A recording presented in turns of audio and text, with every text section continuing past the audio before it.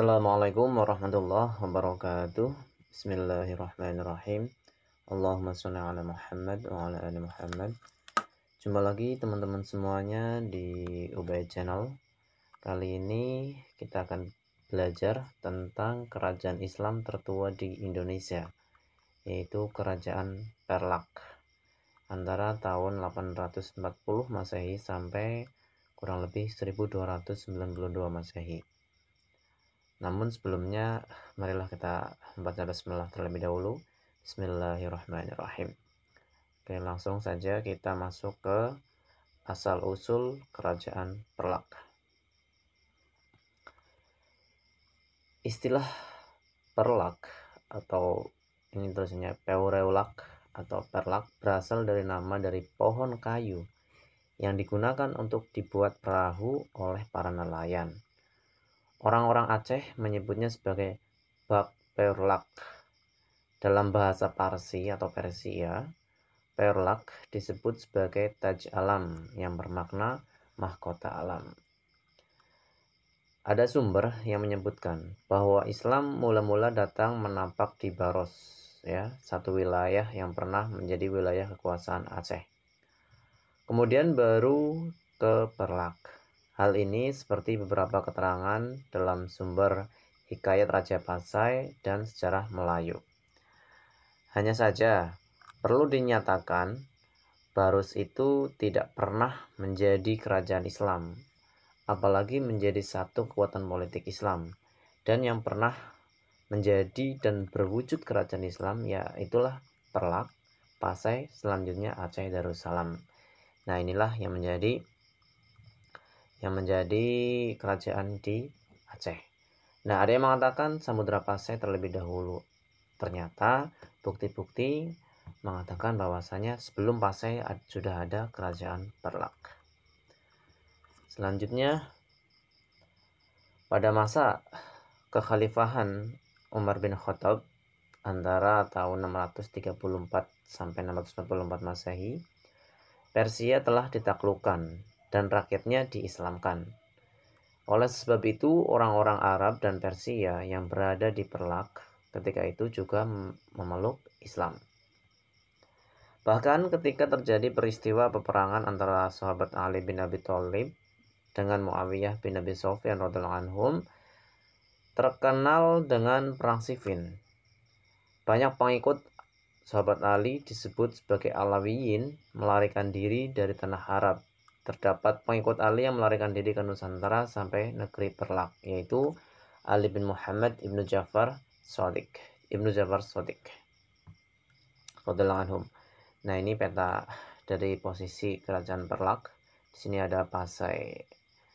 Ya, terus ini ada beberapa silsilah raja dari Perlak. Yang pertama ada Sultan Alauddin Said Maulana Abdul Aziz Shah, dilanjutkan Maulana Abdurrahim Shah, dan seterusnya. Seterusnya tidak saya bacakan. Teman-teman bisa ini di stop lalu di screenshot. Nah, dan terakhir ada yang mengatakan 18, ada yang mengatakan 19, ada yang mengatakan 20. Ini mohon maaf, ini harusnya 18 ya. Catatan, sultan-sultan di atas dibagi menjadi dua dinasti, yaitu dinasti Said Maulana Abdul Aziz Shah dan dinasti Johan Berdaulat, yang merupakan keturunan dari Merah Perlak asli Syahir Nui. Selanjutnya, dari dalam pemerintahan, pada masa pemerintahan Sultan Makhdum Alaiddin Malik Muhammad Amin Shah II Johan Berdaulat, kerajaan mencapai titik puncak kejayaan. Sultan Perlak ke-17, yaitu Sultan Makhdum Alauddin Malik Muhammad Amin Shah II Johan Berdaulat melakukan politik persahabatan dengan negeri-negeri tetangga.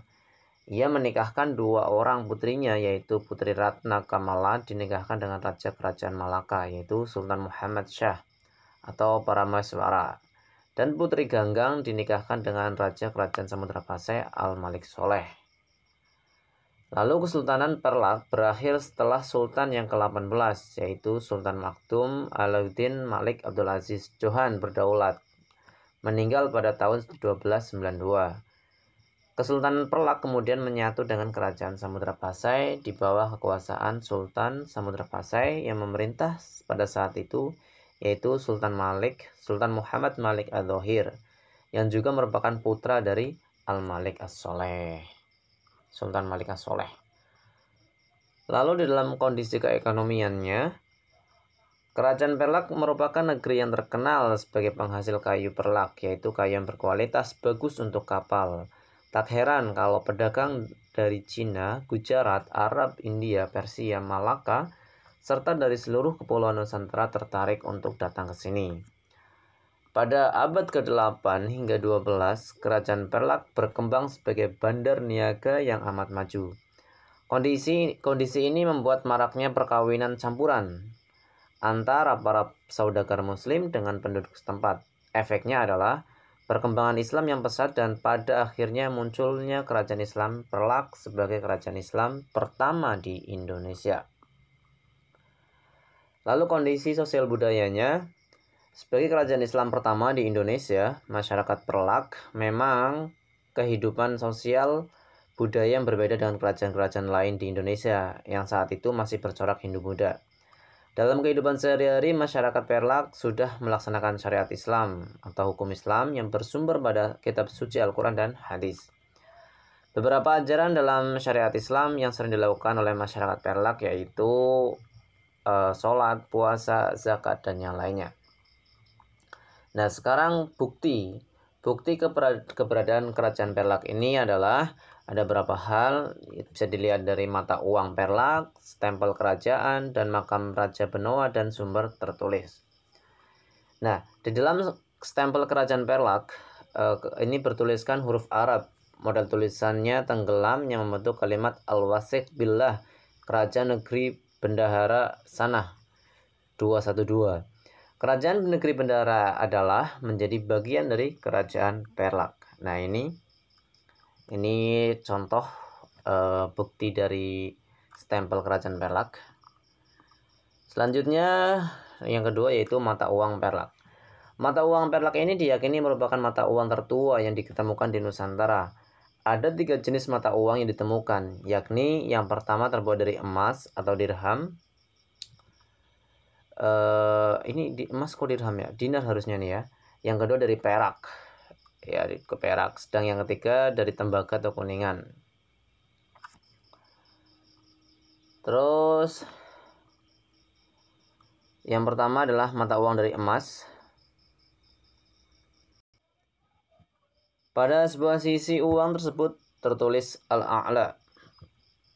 Ya, Al-A'la, sedang pada sisi yang lain tertulis Sultan. Al-A'la ini. Al-A'la berarti ya. Ya, sisi lain tertulis Sultan. Dimungkinkan yang dimaksud tulisan dari kedua sisi mata uang itu adalah Putri Nurul A'la. A'la ini tulisannya, yang menjadi Perdana Menteri pada masa Sultan Makhdum Alauddin Ahmad Shah Jauhan berdaulat yang memerintah Perlak tahun 501 sampai 527 Hijriah. Ini gambarnya. Terus selanjutnya mata uang perak. Oh, ini mata uang perak di sini namanya kupang ya. Pada satu sisi mata uang perak tertulis Duribat Mursyidam dan pada sisi ditulis Syah Alam Barin Syah. Kemungkinan yang dimaksud dalam tulisan kedua sisi mata uang ini adalah putri mahkota Sultan Makhdum Alauddin Abdul Jalil Shah Jauhan berdaulat yang memerintah antara 100 ini apa 100 bukan ini ya, harusnya berapa nih, 1100 gitu ya, 1199 Masehi sampai 1225 Masehi. Putri mahkota ini memerintah Perlak karena ayahnya sakit. Ia memerintah dibantu adiknya yang bernama Abdul Aziz Shah. Lalu mata uang tembaga atau kuningan bertulis huruf Arab. Adanya mata uang yang ditemukan ini menunjukkan bahwa Kerajaan Perlak merupakan sebuah kerajaan yang telah maju. Nah, bukti yang ketiga ada juga makam Raja Benoa. Biarpun ini jauh ya, Bukti lain yang memperkuat keberadaan kerajaan Perlak adalah makam dari salah Raja Benoa di tepi sungai Trenggulon. Batu nisan makam tersebut bertuliskan huruf Arab. Berdasarkan penelitian Dr. Hasan Ambari, nisan makam tersebut dibuat pada sekitar abad ke-4 Hijriah atau abad ke-11 Masehi.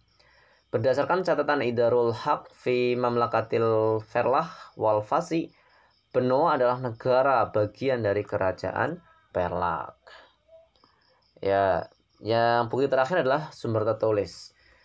Sumber tertulis yang menunjukkan keadaan atau keberadaan dari kerajaan Perlak bisa didapatkan di Hikayat Raja-Raja Perlak dan Pasai dan kitab seperti kitab di atas tadi, yaitu kitab Idarul Haq fi Mamlakatil Ferlah wal Fasi dan juga kitab Tadhkirah Tabaqat Jummu Sultan As-Salatin. Oke, alhamdulillah 100% kebenaran sejarah hanya Allah yang Maha tahu karena terkait yang hal yang gaib yang telah berlalu yang kita tidak mengalami secara langsung. Yang jelas, yang pertama marilah kita doakan agar pejuang Islam pendahulu kita Allah mengampuni dosa-dosa mereka dan menerima segala amalnya.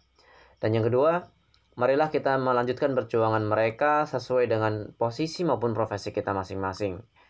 Minimal, marilah kita selamatkan diri kita, ya. Lalu keluarga kita, anak turunan kita, pasangan kita, dan semuanya agar apa? Agar selamat di dunia maupun di akhirat.